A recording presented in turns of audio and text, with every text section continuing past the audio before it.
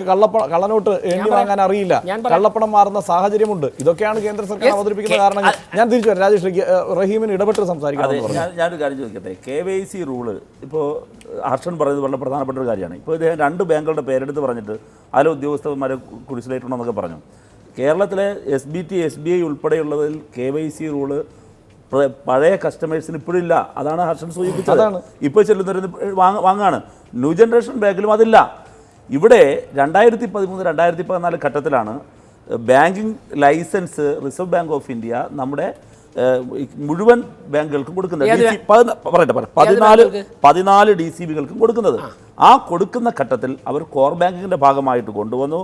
മാത്രമല്ല ഇന്ത്യയിലെ ആകെയുള്ള 370 ഡിസ്ട്രിക്ട് കോപ്പറേറ്റീവ് ബാങ്കുകളാണ് ഇന്ത്യയിൽ ആകെയുള്ളത്. അതിൽ ജമ്മു ആൻഡ് കാശ്മീരിലെ 3 ഒഴികെ ബാക്കി 367 കോർ ബാങ്കിങ് സിസ്റ്റത്തിൻ്റെ ഭാഗമായി എന്ന് മാത്രമല്ല KYCയുടെ ഭാഗമായി എന്ന് മാത്രമല്ല മുഴുവൻ കാര്യങ്ങളും സുതാര്യമാക്കിയെന്ന് തലനാരിയുടെ കീഴിൽ പരിശോധിച്ചിട്ടാണ് ജമ്മു ആൻഡ് കാശ്മീരിലെ 3 ബാങ്കുകളെ മാറ്റിയത്. ബാക്കിയുള്ള 367 ഈ പറയുന്ന വിശുദ്ധമാണ് എന്ന് മനസ്സിലാക്കിയാണ് ലൈസൻസ് കൊടുത്തത്. പക്ഷേ ഈ പ്രോസസ്സിന് SBTയോ SBI പോലും വിധേയമാക്കപ്പെട്ടിട്ടില്ല.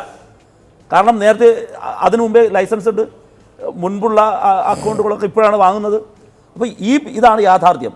ഈ ബാങ്കുകളെയാണ് ഇവർ കളച്ഛേദം ചെയ്യാൻ നിൽക്കുന്നത്. രണ്ടാമതൊന്ന് ശ്രീ രാജേഷ് എല്ലാം എത്രയോ കാലമായി പറഞ്ഞ് രാജേഷ് 2 കാര്യങ്ങളെ ചോദിക്കുന്നുള്ളൂ. BMSന്റെ ദേശീയ അധ്യക്ഷനെ നിങ്ങൾക്ക് കൺവിൻസ് ചെയ്യിപ്പിക്കാൻ കഴിയുന്നില്ല. നിങ്ങൾ ഈ ടെലിവിഷനിൽ ഓടി നടന്ന് ഇതെല്ലാം പറഞ്ഞ് പാവങ്ങളെ വിശ്വസിപ്പിക്കാൻ ശ്രമിക്കുമ്പോൾ നിങ്ങൾ BMSന്റെ ദേശീയ അധ്യക്ഷനെ എന്തുകൊണ്ട് ബോധ്യപ്പെടുത്താനാണ്? ഇന്ത്യയുടെ പരമോന്നത നീതിപീഠമായ സുപ്രീം കോടതി, ആ സുപ്രീം കോടതി ഈ കേസിൻ്റെ പ്രാഥമിക ഘട്ടം മുതൽ ഇന്ന് വരെ എടുത്ത സമീപനം എന്താണ്? ജനങ്ങളോട് കലാപത്തിന് തള്ളിവിടരുത് എന്ന് പറഞ്ഞു തുടങ്ങിയ കോടതി ഇന്ന് പറഞ്ഞത് ഇത് ഭരണഘടനാ വിരുദ്ധമാണോ എന്ന് പരിശോധിക്കാൻ വേണ്ടി വന്നാൽ കേസ് ഭരണഘടനാ ബെഞ്ചിലേക്ക് വിടാം. അതല്ല ഞാൻ ചോദിക്കുന്നത്, നമ്മൾ സഹകരണത്തിലേക്ക് വന്നത് ആ വിഷയം കൂടി സഹകരണ മന്ത്രിയെ പെട്ടെന്ന് ടെലിഫോണിൽ കിട്ടി ആ വിഷയത്തിലേക്ക് കൂടി പോയതുകൊണ്ടാണ്. പ്രധാനമായും നമ്മൾ ചർച്ചയിൽ തുടങ്ങി വെച്ചത് ഈ പറഞ്ഞ 9 ചോദ്യങ്ങൾക്ക് എന്താണ് കേന്ദ്ര സർക്കാരിൻ്റെ മറുപടി, അതിന് മറുപടി കൊടുക്കാൻ കഴിയുമോ എന്നത് മാത്രമല്ല, ആ ചോദ്യങ്ങളുണ്ടായ സാഹചര്യം, ആ ചോദ്യത്തിന് നൽകിയ ഉത്തരത്തിൽ നിന്ന് നമുക്കെത്താൻ കഴിയുന്ന ചില അനുമാനങ്ങൾ, അതിലേക്കാണ് പോയത്. അതിലേക്ക് വരുന്നതിന് മുമ്പ് ഇവിടെ പറഞ്ഞു പോയ വിഷയമായതുകൊണ്ടാണ് ഞാൻ രാജേഷിനോട് ചോദിക്കുന്നത്. ഈ BMSന്റെ സംസ്ഥാന അഖിലേന്ത്യാ അധ്യക്ഷൻ ഇന്ന് പറഞ്ഞത് താങ്കൾ കേട്ട് കാണുമല്ലോ. ഇത്തരം കാര്യങ്ങളിൽ ഒറ്റയ്ക്കല്ല തീരുമാനമെടുക്കേണ്ടത് കൂടിയാലോചനകളോടെയാണ്. അതില്ലാതെ തീരുമാനമെടുക്കരുത്. നോട്ട് പിൻവലിച്ചത് അംബാനിയെയും അദാനിയെയും ബാധിച്ചിട്ടില്ല, പ്രതികൂലമായി ബാധിച്ചത് സാധാരണക്കാരെ മാത്രമാണ്. മോദി എപ്പോഴും ഞാൻ ചെയ്തു എന്നാണ് പറയുന്നത്. അങ്ങനെയല്ല ഇത് വേണ്ടത്. ഇത് ബൈജുനാഥ് റോയ് മലപ്പുറത്ത് പറഞ്ഞതാണ്. അദ്ദേഹത്തെ കൺവിൻസ് ചെയ്യാൻ, അതായത് BMSന്റെ അഖിലേന്ത്യാ അധ്യക്ഷനെ പോലും കൺവിൻസ് ചെയ്യാൻ കഴിയാത്ത ഒരു തീരുമാനമാണ് നരേന്ദ്രമോദി കൈക്കൊണ്ടത്. ഞാൻ ഇതിന് ആദ്യം ഉത്തരം തരാം. അതിനുശേഷം എനിക്ക് ചില കാര്യങ്ങൾക്ക് മറുപടി സമയം കൊടുക്കും. വളരെ പെട്ടെന്ന്. മറ്റൊന്ന് ഞങ്ങളുടെ ഈ സ്ട്രക്ചർ മനസ്സിലാവാത്തതിൻ്റെ പ്രശ്നമാണ്. BMS BJPയുടെ നേതൃത്വത്തിലുള്ള സംഘടനയല്ല, അവരൊരു ഇൻഡിപെൻഡന്റ് തൊഴിലാളി സംഘടനയാണ്.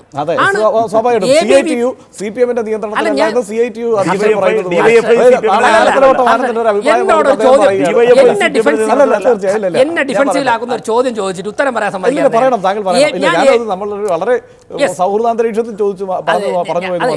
എനിക്ക് ആ സൗഹൃദത്തിൽ ഉത്തരം കംപ്ലീറ്റ് ചെയ്യാൻ. ഞാൻ ABVP പ്രവർത്തകനായിരുന്നു. ABVP എന്നുള്ള സ്വതന്ത്ര വിദ്യാർത്ഥി സംഘടനയാണ്. BMS സ്വതന്ത്ര വിദ്യാർത്ഥി സംഘടനയാണ്. BMSന് അഭിപ്രായം പറയാനുള്ള സ്വാതന്ത്ര്യമുണ്ട്. നരേന്ദ്രമോദി കാര്യങ്ങൾ ചെയ്യുന്ന അഭിപ്രായം തന്നെയാണ് ഞങ്ങളും പറയുന്നത്. എൻ്റെ റഹിമ, ഞാനൊന്ന് പറയട്ടെ, റഹിമ അസ്വസ്ഥനാവാതെ. നരേന്ദ്രമോദി BMSനോട് ചോദിച്ചിട്ടല്ല കാര്യങ്ങൾ ചെയ്യേണ്ടത്. നരേന്ദ്രമോദി BJPയോട് ചോദിച്ചിട്ടുമല്ല. നരേന്ദ്രമോദി ക്യാബിനറ്റിൽ ഡിസ്കസ് ചെയ്ത് ജനങ്ങളുടെ പൾസ് ഫീൽഡിൽ നിന്ന് വാങ്ങിയാണ് കാര്യങ്ങൾ ചെയ്യേണ്ടത്. ഭരണഘടനാപരമായിട്ട് അത് ചെയ്തിട്ടുണ്ട്. ഇനി മറ്റൊന്നുണ്ട്, BMS ഒരു തൊഴിലാളി സംഘടനയാണ്. BMSന് അവരുടെ അഭിപ്രായം പറയാനുള്ള സ്വാതന്ത്ര്യമുണ്ട്. സ്വാഭാവികമായിട്ടും ഞാൻ ചോദിക്കുന്നത്, അവരെ പോലും കൺവിൻസ് ചെയ്യാൻ പറ്റാത്ത ഒരു തീരുമാനമാണോ ഇത് എന്നുള്ളത്. എന്തായാലും ആത്യന്തികമായി BMS എന്താണെന്നുള്ളത് ഈ രാജ്യത്തെ ജനത്തിന് മുഴുവൻ എത്രത്തോളം അത് സ്വതന്ത്ര തൊഴിലാളി സംഘടനയാണെന്ന് വാദിച്ചാലും അത് ആരുടെ ഭാഗമായി നിൽക്കുന്ന സംഘടന എല്ലാവർക്കും അറിയാം. ഞാൻ ചോദിക്കുന്നത് അവരെ പോലും കൺവിൻസ് ചെയ്യാൻ, അതായത് അദ്ദേഹം പറഞ്ഞ വാക്കുകൾക്ക് പ്രസക്തിയുണ്ട്. രാജേഷ് കാണരുത്. കാരണം അതാണ് പ്രതികൂലമായി ബാധിച്ചത് ഇവിടുത്തെ സാധാരണക്കാരനെ മാത്രമാണ്. അംബാനിക്കും അദാനിക്കും പറ്റിയിട്ടില്ല. BMSന് അവരുടെ അഭിപ്രായം പറയാനുള്ള സ്വാതന്ത്ര്യം. ഇനി BMSനെ പോലെ ഈ രാജ്യത്തിലെ ലോകത്തിലെ ഏറ്റവും വലിയ തൊഴിലാളി സംഘടന, ഒരു ദേശീയ പ്രസ്ഥാനം, ആ പ്രസ്ഥാനം ഇങ്ങനെ ഒരു വിഷയം വയ്ക്കുമ്പോൾ സ്വാഭാവികമായും BJP ചർച്ച ചെയ്യും.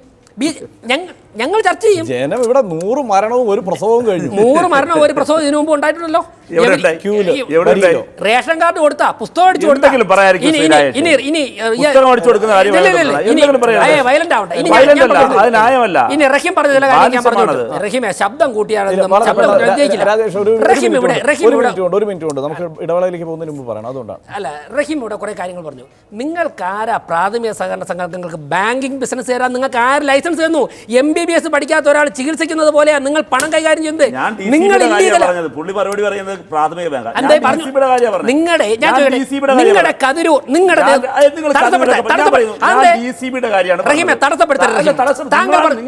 താങ്കൾ പറഞ്ഞപ്പോ ഞാൻ തടസ്സപ്പെടുത്തിയില്ലല്ലോ.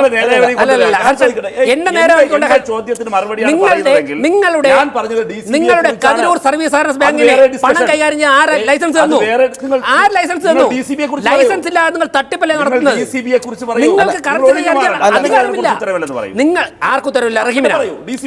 റഹീമിനെ തടസ്സപ്പെടുത്താൻ നിങ്ങളുടെ പാക്സിന് primary cooperative agriculture credit society ഇതിന് പണം കൈകാര്യം ചെയ്യാൻ ആര് ലൈസൻസ് തന്നു? ലൈസൻസ് ഇല്ലാതെ നിങ്ങൾ ജനങ്ങളുടെ പണം വാങ്ങുന്നത്? മറുപടി പറയണം. മറ്റൊന്നും അല്ല, അത് ഞാനൊരു കാര്യം ചോദിക്കട്ടെ, ആ ചോദ്യങ്ങൾക്ക് BJPയുടെ സഹകരണ സംഘങ്ങളും മറുപടി പറയേണ്ടതാണ്. ആ സിസ്റ്റം ഇവിടെ പ്രിവെയിൽ ചെയ്യുന്ന ഒരു സിസ്റ്റം ഉണ്ടല്ലോ. രണ്ട് ഗവൺമെന്റ് മാറി മാറി വരുമ്പോൾ നിർമ്മിക്കുന്ന ചില നിയമങ്ങൾ നിർമ്മിച്ചിട്ട് ഞങ്ങൾ സുപ്രീം കോടതി റിസർവ് ബാങ്കിന് മോഡലാണെന്ന് പറയുന്ന ന്യായം ഉണ്ടല്ലോ, ആ ന്യായമാ പൊളിക്കേണ്ടത്. ഈക്വലി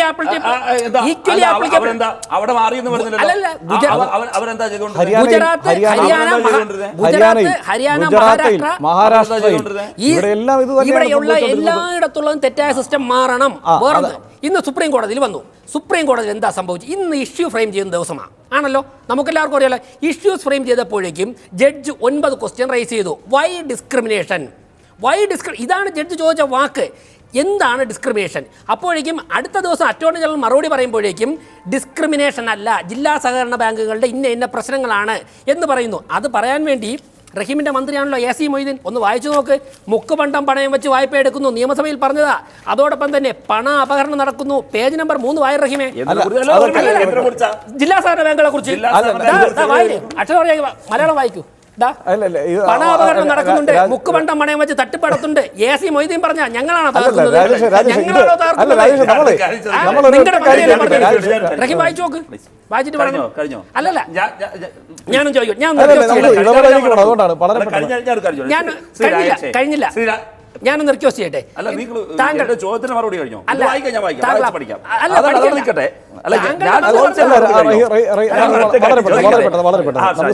ഞാൻ ചോദിച്ചത് എന്താ?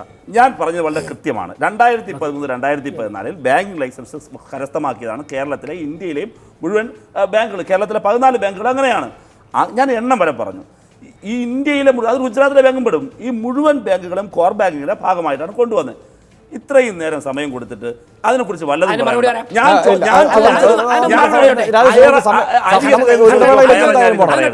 ഇടവേളയ്ക്ക് ശേഷം നമുക്ക് ചർച്ചയിലേക്ക് തിരിച്ചു വരാം.